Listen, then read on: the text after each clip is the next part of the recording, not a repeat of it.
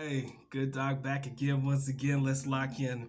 Somebody hit me with a very interesting question the other day, and I felt the obligation to answer it, right? And I hope that some part of the video or something that I say in this video is going to either provide you some insight into my mind or at least give you some tips on how I was able to maneuver and navigate in the Philippines.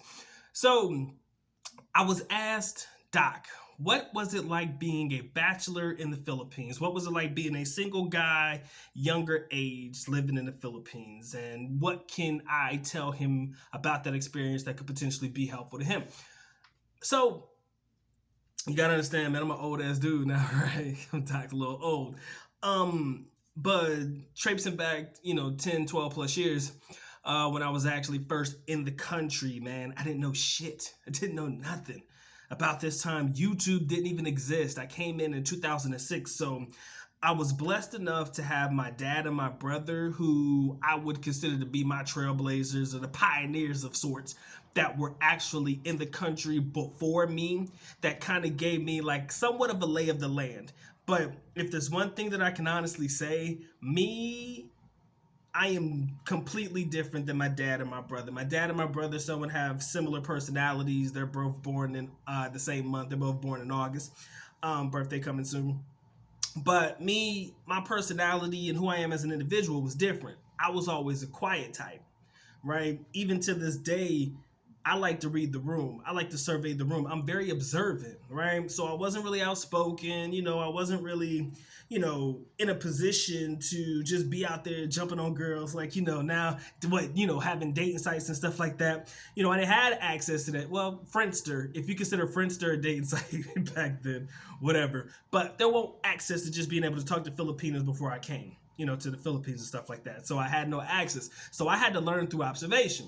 So the people that I chose to actually observe the most was Filipino guys. Now, I came into the country with an understanding that, to an extent, now this is always debatable, but to an extent, I came into the country with the idea that the foreigner somewhat had a competitive advantage. Why? Because you're the foreigner.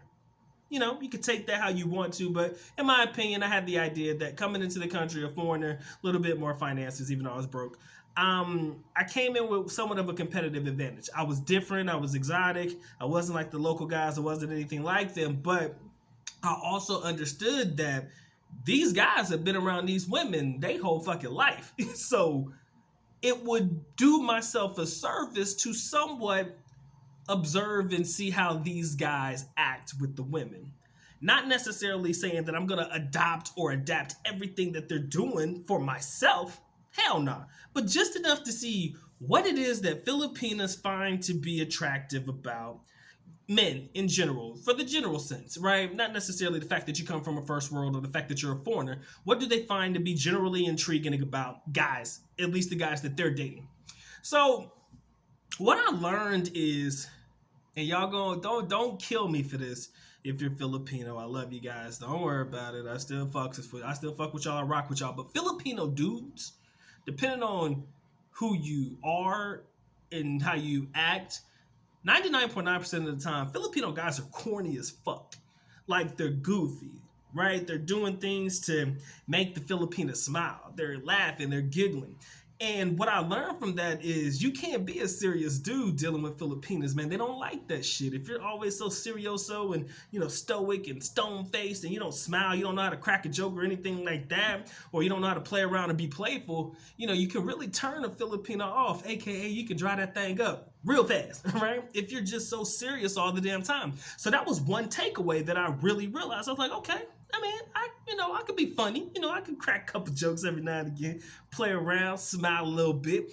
And I learned that when you started smiling a little bit, playing around and, showing them that they didn't have to be scared of me because, again, to Filipinas and shit, I'm pretty big, yo. I might be only 5'8", but I'm tall, but I'm built different. Y'all see how I'm built? I'm a bigger dude, right? Kind of stocky. So I learned that if I was always going to be the serious guy all the time, I'm never going to get ahead of the game because nobody's going to want to talk to me, right? You can even ask my wife now. I'm a big scary dude to her. Like, when she first met me, she thought I was fucking scary. Like, and I get it, you know, the way I'm built, and I see myself in the mirror sometimes, I'm like, God damn, I'd be scared of me too. Nah, fuck with y'all. But you get what I'm trying to say, right? So I learned that smiling, being friendly, you know, conversing, saying hello, saying hi, smiling, you know, talking in general, so that they know that you're not a fucking robot, or that they know that you're not a serial killer or something, you know, with this whole serioso look that you try to keep, or this whole stoic, I need to be hard yard type of vibe that you give them sometimes. You gotta be funny. And I learned that actually through watching how Filipino guys interact with the girls and stuff.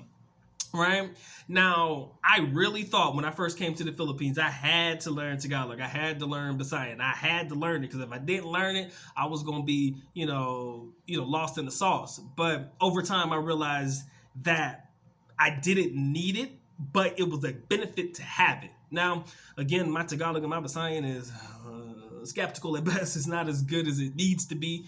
But what I learned is, tying in the fact that you need to be somewhat friendly and approachable as a foreigner, tying it into the fact that learning the language, saying a couple of the Filipino words and stuff, and trying to converse or, string together some sentences with Filipinas, that shit get them girls wet, yo. I made a video about that, specifically telling you could butcher the fucking Philippine language, and Filipinos will probably still rock with you because at least you're trying, right? You could butcher the language and get them juices flowing, bruh. And I learned that the easy way, right? Just spitting out certain shit, things that I thought that Filipinos wanted to hear from foreigners. And, they always found it cute and adorable. I mean, it's very rare that you find a Filipino that's going to get mad at you for fucking up their language. As long as you're trying and it's innocent and whatever, I don't see them getting mad at you. So during my bachelor years, I used that to my advantage, okay? I mean, I used that to my advantage because it never failed to at least get the conversation started, right? Even if I had nothing to say, being a very quiet type dude, very observant, standoffish type of dude that I was, it kind of got the conversation started. Now, like I said, normally if I smile and you smile back, that's pretty much where I would consider that to be an indicator that I should come over and say, what's good, And as a result of that time, going through those phases and stuff like that, it helped me to develop somewhat of a template for myself that I believe could be definitely beneficial to foreigners in the long run. Like I said, start off, you ain't got to be goofy as fuck or anything, but, highs, hellos, the general shit, the communication aspect. I mean, of course, you guys know what I'm talking about. And it's not like I'm saying something that's brand new, but the transition and how I learned from these guys and stuff, and watching how they interact with their own females, and realizing, I could do that and make it my own.